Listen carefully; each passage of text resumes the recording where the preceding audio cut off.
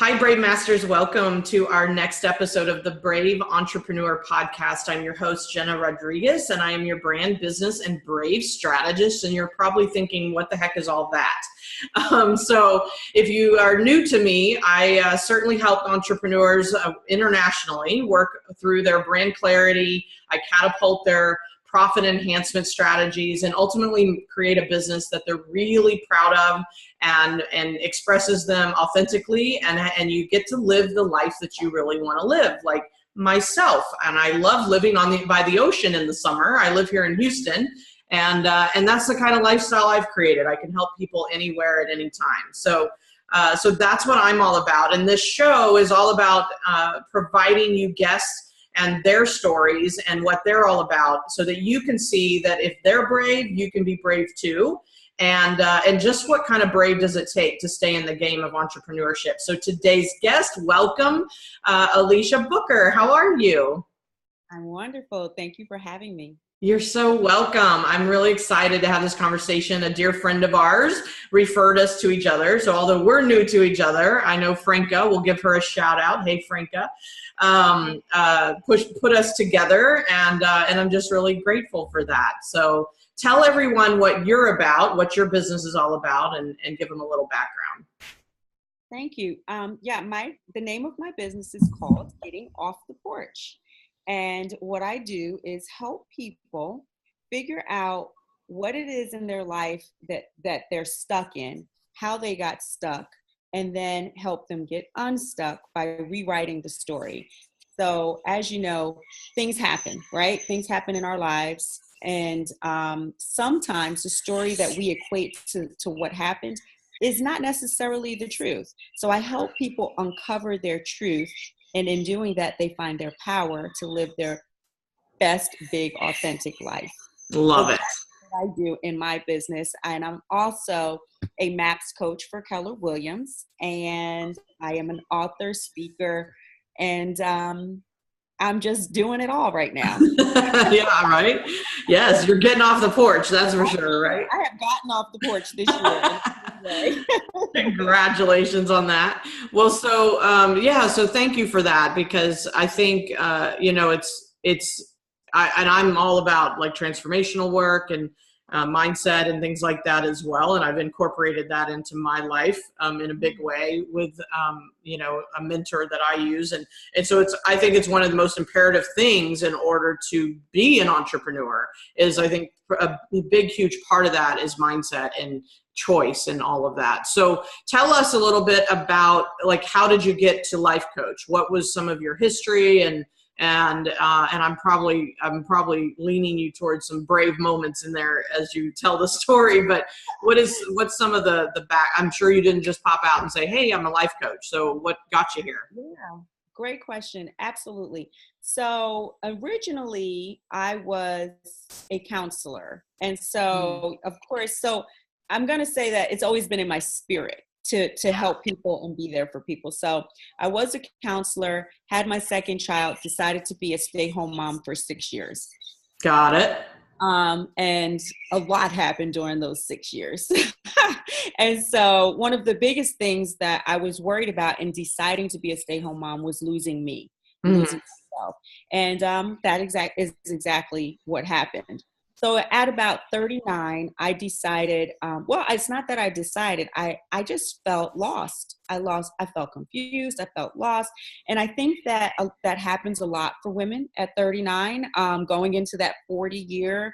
I was just so restless. I was restless in my marriage. I was restless in my friendships. I was restless in my career, because at that point I had gone back to work. And so I decided to start writing, and I started a blog. And it was called A Woman's Worth. And honestly, I just did it for me. I just said, you know what? I bet you other women are feeling this way. I'm just going to I always wanted to be a writer. And so I said, I'm just going to start to document my journey.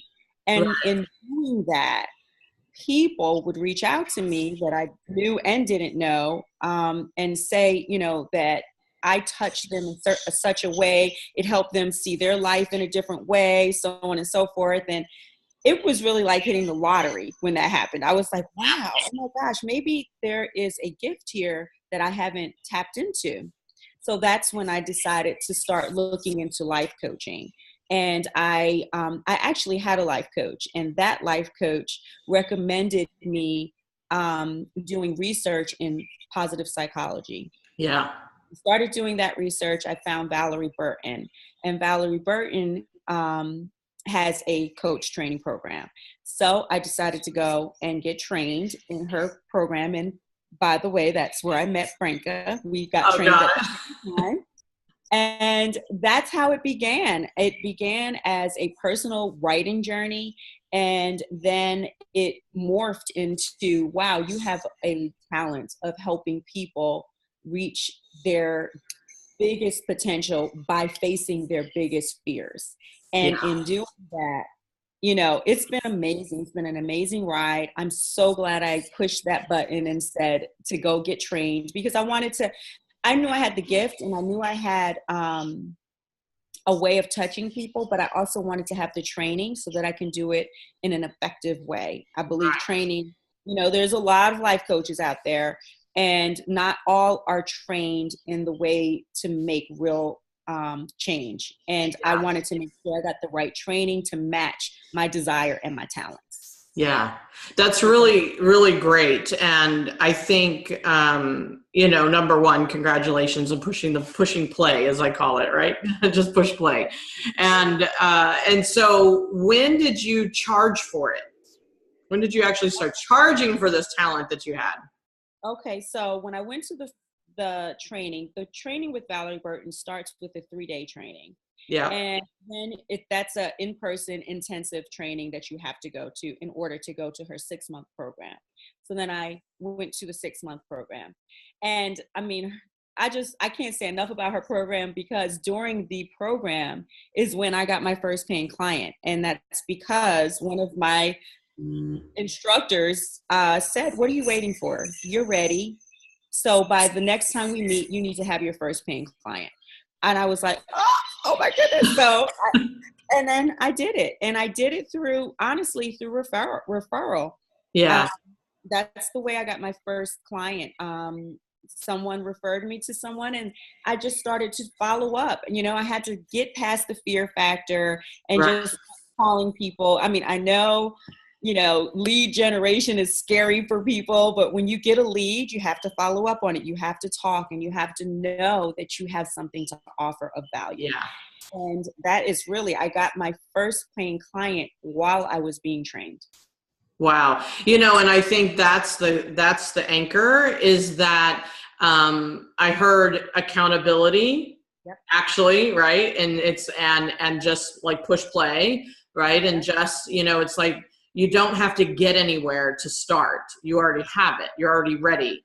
Even without it's kind of like, even without, and not to diminish the training or the certification or whatever you got, but what it is that you already have the goods. You already have what you know, and you can monetize that, right? Yeah. And I think that's something powerful for people to hear, is that I see that a lot, where people are like, well, this comes naturally to me. Who's going to pay me for something that is not that big a deal? And I'm like, no, it is a big deal to people it doesn't come natural to. Exactly. And they need your help. Yeah. Yeah.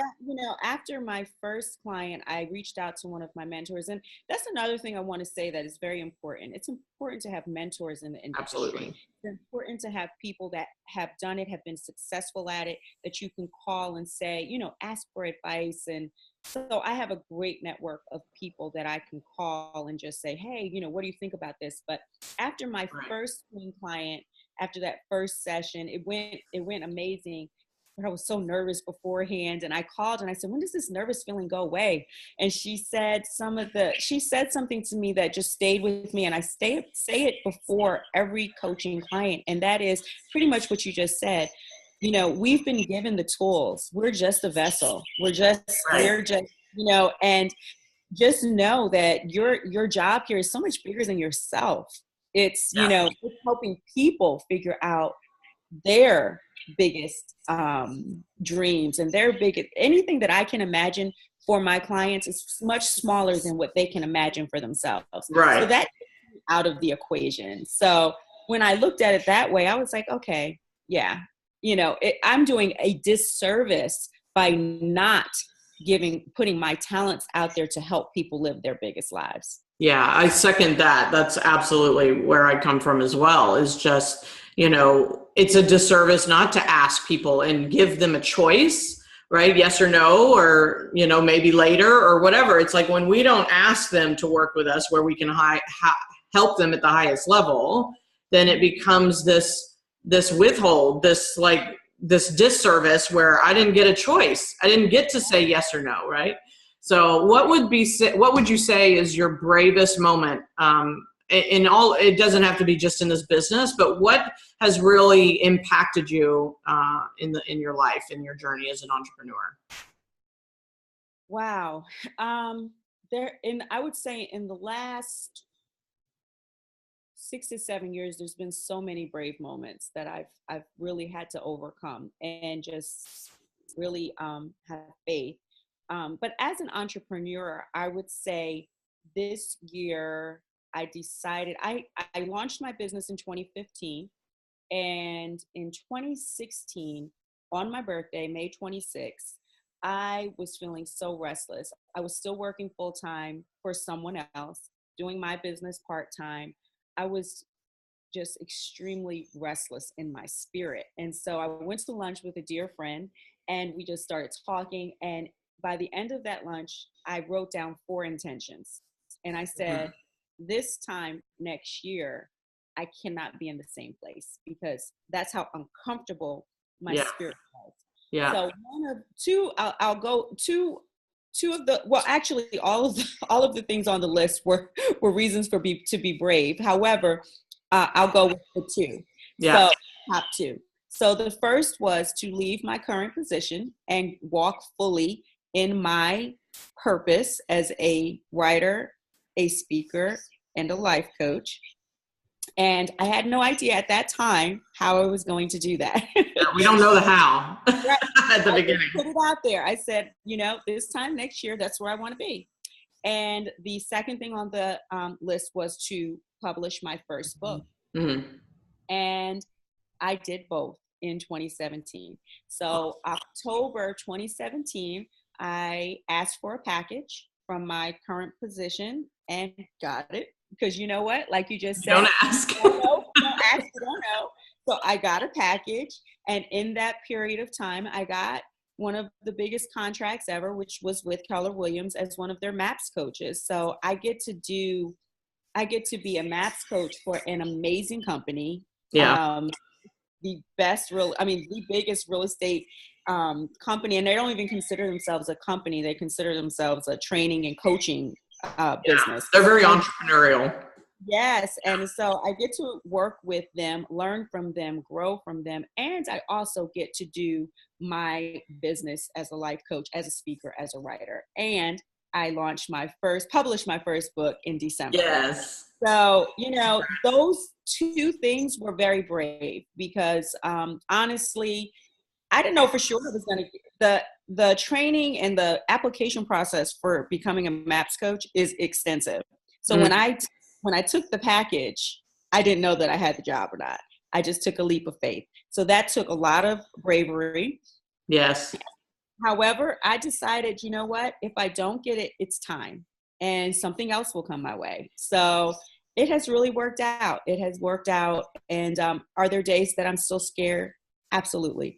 Am I financially stable and perfectly where I need to be? No, not yet. However, I know that it's going to work out. I'm doing fine. And my clients are thriving and I'm seeing, and my book sales are going well. And so it's working out. But what I've learned is that there is no perfect, pretty picture. Mm-mm. And that has been the lesson of my life. That's really what getting off the porch is all about. It's about, wow, I created this perfect picture and it was supposed to be everything for me and it wasn't. And then what?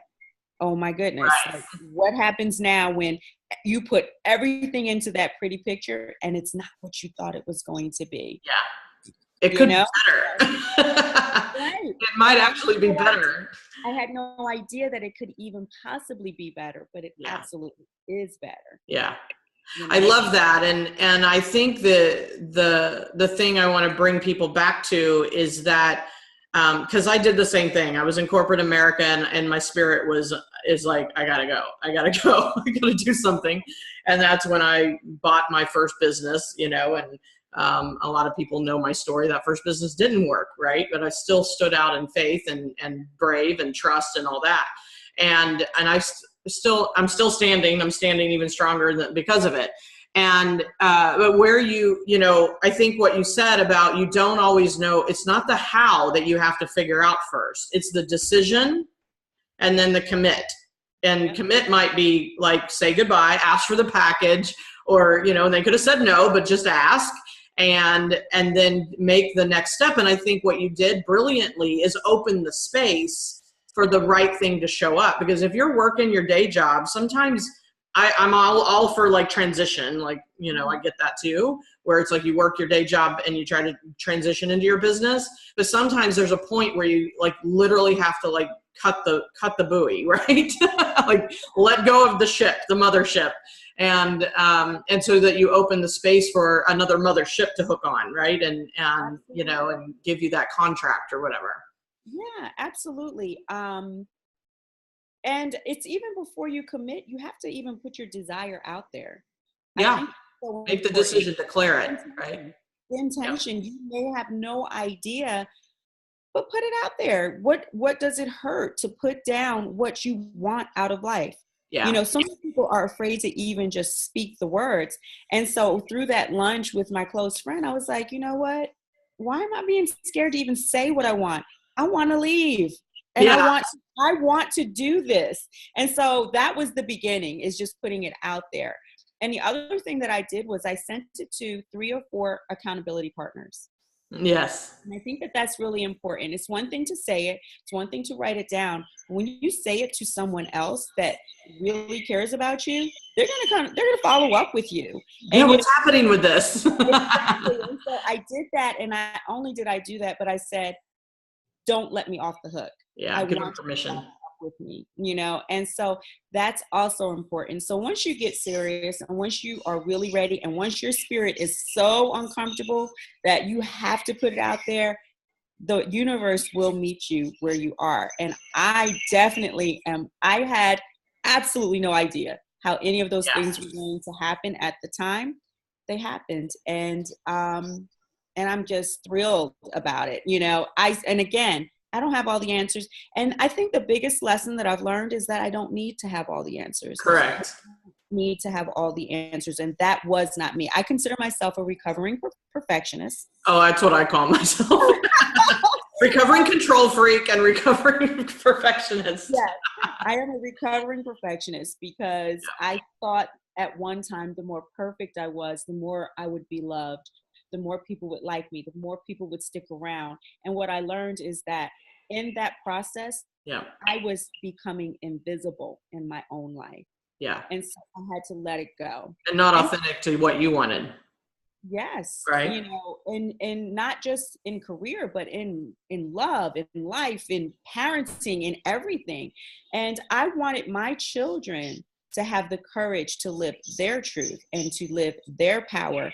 And if I was giving mine away and not being that model for them, how was I expecting them to be that? So honestly, so then you asked me, what was your bravest moment? My bravest moment was getting the courage to face the fact that my picture was not perfect. Yeah. And then doing the work to get out of it. Yeah, the action, right? Yeah. Internal work, external work, right? And I can honestly say, I wish I could say that I myself was the motivation, but honestly, my children were the biggest motivation because I wanted to be someone that they were proud of. I wanted to be someone that they looked to and said, oh, my mom is brave. My mom knows how to live her truth. My mom knows how to do that. So that gives me permission to do it too.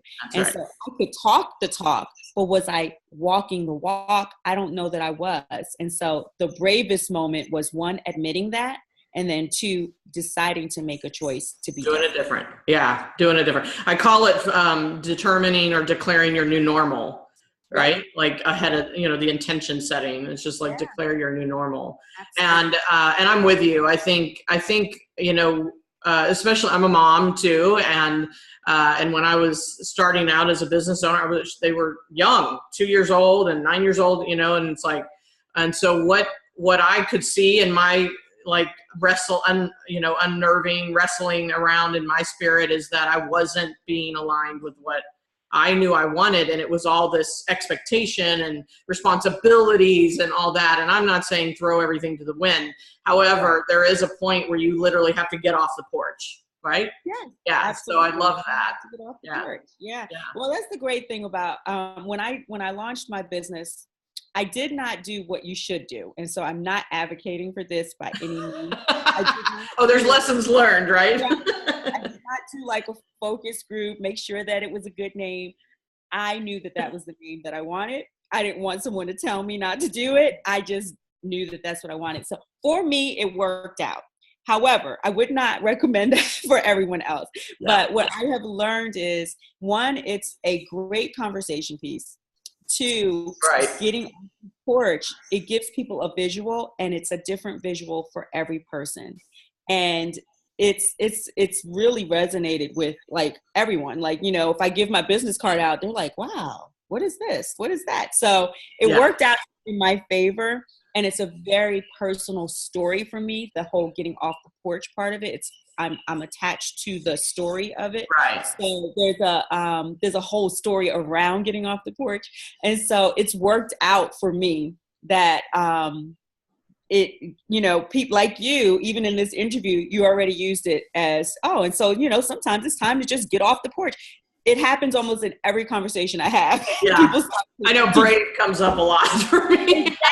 I'm sure. Yeah, that's a great title. And it starts conversations. Yeah. And it's good. And as a brand strategist, like, is it the most strategic? And I can see that it's worked. And, so I totally get this conversation. I don't recommend the way I did it at all. Yeah, right? Like, we just kind of swing the bat. But I think it was funny. I was just talking to someone earlier about, the stuck in business. And I think what shows up for people is we overanalyze. We try to get it perfect. We try to know how to do it all before we take any action. I'm like, no, action come up with an idea, get clarity, get some coaching, whatever. And I, this particular person, I was like, I've given you how. I've given you tons of how. You got notebooks full of it. And I'm like, that's not the problem. The problem is taking the action. And the action annihilates fear. It eliminates, it builds confidence. It's going to build the certainty and the clarity and all that. But if you don't take the action, it's just a big idea. And so that's what I see in you, is that you, at some point, you set the intention, you had an idea, you got clear as you could, and yet it wasn't perfect. It wasn't like everything's laid out and this is exactly how it's going to be, right? It never is. So stop trying to make it that way. However, the bigger you dream, the bigger goal you have, the bigger vision you have, the details can pull you through, right? The details will just reveal themselves to you as you take the action. I think that's the biggest thing, is people get stuck in like, oh, this is a great decision, but they don't take any action on it. And so they never get off the porch. Right. And, so for me, when I see that, usually those people that are not taking the action, like you said, have notebooks of how to do it. They're not taking the action. That's where they need their help, is that they're not taking an action for a reason, because they're stuck on the porch, but they're stuck on the porch. Why? So once there's a source of that, then you can get past it. And usually it's because of some type of a story you have attached to something that happened in your life. That's right. Whatever that might be. However, that story is probably not the truth. And so I help people discover what the truth really is, so that they can get unstuck and finally take action. Yeah, I love that. And that's my perspective too, of of what's really going on underneath the surface. So having people in our lives that can help us break that down and really help us discover it is really powerful. So Right. I love that. I would never have been able to be as brave as I was to take these actions if I had not done the personal work to get to that. Me too. Yeah, I was stuck for a long time. Me too. I think we have the same life. I'm like yes and yes and yes. But that's what awesome. I've learned, and that is what I've learned, and that is that we all have different stories, but there's so many similarities to the stories, and there's so many similarities to what has gotten us stuck. The difference is some people are ready to be unstuck and some are not.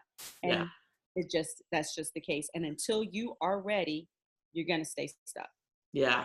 Readiness for sure. It's readiness, you know, and that's one of the things that I tell my clients. It's in my book. Someone told me that, and it stayed with me, and it's, you will know when you are ready.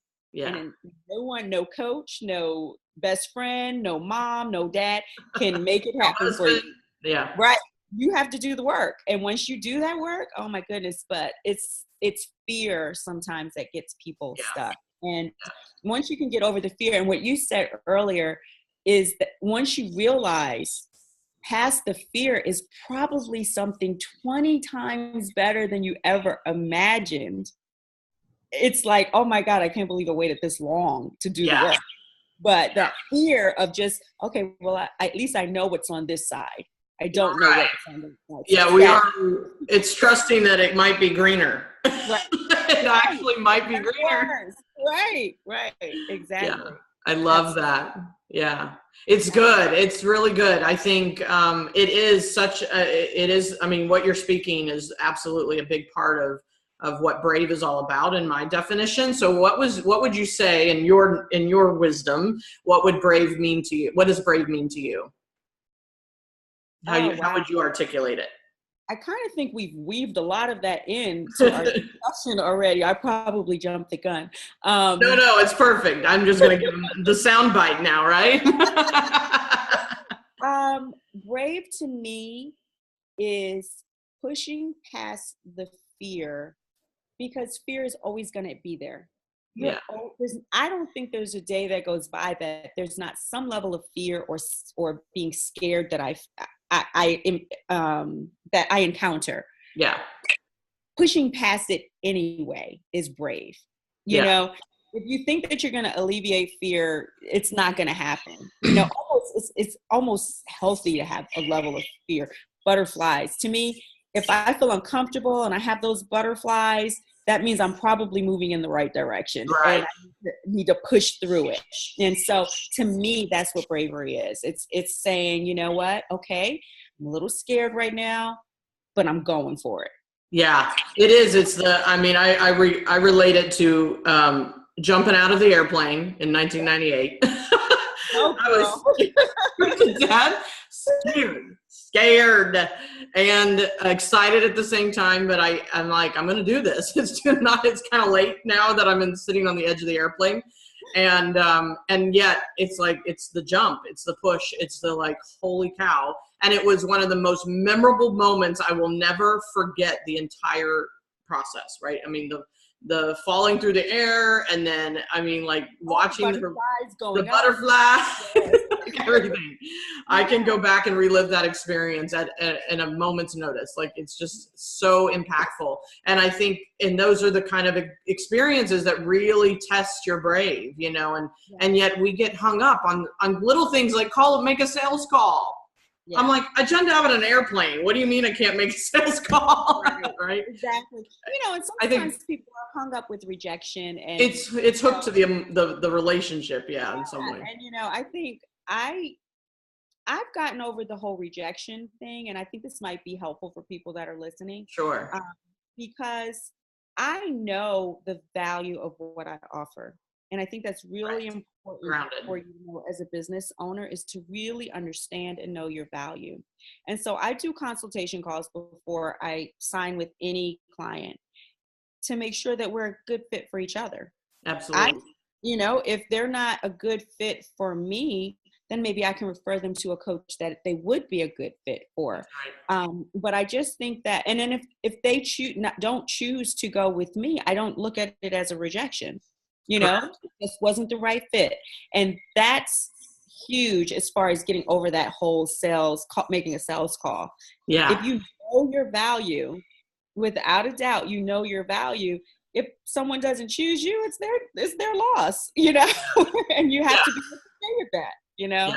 So I think getting comfortable with rejection, not everything's going to go your way, getting comfortable with imperfection and that everything is not going to be perfect, all of that, getting comfortable with it gets you to a place of, okay, I can do this. Yeah. Yeah. And I think the more we say yes to all that is when the acceleration starts to occur. Absolutely. Right? Yes. Yeah. The universe meets you where you are. Once you get rid of all the baggage, then it makes a lot of room for all of the wonderful things to unfold. Yeah. Yeah. You know what else? You said something earlier about your first business failing. I bet you learned so much from that experience. Oh, yeah. And so that's the other thing that I feel that entrepreneurs should get used to, and that is failure. And failure is the opportunity to learn and to grow and to see another door that might open. There's so many ways to look at it. So many people, especially perfectionists, and so I'm like you, recovering, afraid to fail. And, you can't be afraid to fail. Okay, so what? What's the worst thing that can happen? That's one of my coaching questions a lot of times with my clients. Well, exactly. What is the absolute worst thing that can happen? And 9 times out of 10, that's not going to happen. Now, what's the best thing that can happen? 9 times out of 10, that's not going to happen. Somewhere in the middle is what's going to happen. It's not going to be the worst case scenario, So that's another way of looking at, another way that I help my clients see, our mind normally goes to the worst case scenario that paralyzes us into the fear, and then we don't move. Yeah. And I help my clients look at the 2 different spectrums and then say, okay, now scrap both of them. Right here in the middle is what's going to happen. It's the bell curve, right? Focus on the middle of the bell curve. Exactly. I love it. I love that. And I so wish we could just talk for another hour, because I know we're that aligned. This is so good. Yeah. And so thank you so much for doing this today and just really helping people reframe. I think that's what this has done so far, at least for me. And so share with people, first of all, how can they connect with you? I think everybody needs to connect on your website or social media. What's the best way? Absolutely. So you can connect with me on my website, gettingofftheporch.com. And anyone that goes on and signs up will get a GOTP blueprint. And that kind of can help people on their journey of getting off the porch. It's like the first few questions and steps to take when you're ready to take that journey. Awesome. And I also have, like I mentioned, published my first book, and that is available on Amazon or on the website. Perfect. And I am on Facebook, I'm on Instagram, and I'm on Twitter. And it's Getting Off the Porch. It's really easy. Yeah, Getting Off the Porch. It's very consistent, right? Yeah. I love it.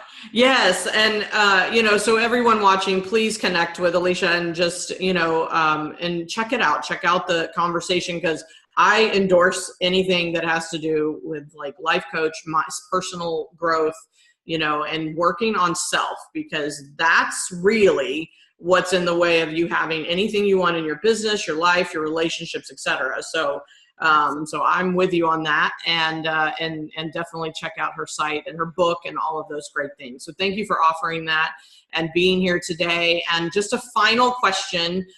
If this was your last interview, we don't wish for that, but if it was, what would be the final message that you would want the world to know? Wow, that's a big question. It is. On the other side of fear is probably the biggest, best imaginable life that you could possibly have. So be brave. Be brave. Thank you. On that note, yes, perfect. I love it. Thank you so much for being here. This has been great. And I encourage everyone to share your website and your book and just connect with you. So it's just been really awesome. Yeah. Thank you. You're welcome. And to everyone watching, we love you. Please make sure to share this if someone you might know might be stuck or struggling in their business or life, and just give us some feedback. I know we would both appreciate it. So we can't wait to see you on the next episode of the Brave Entrepreneur Podcast. Until then, let's go get our brave on. Bye, everyone.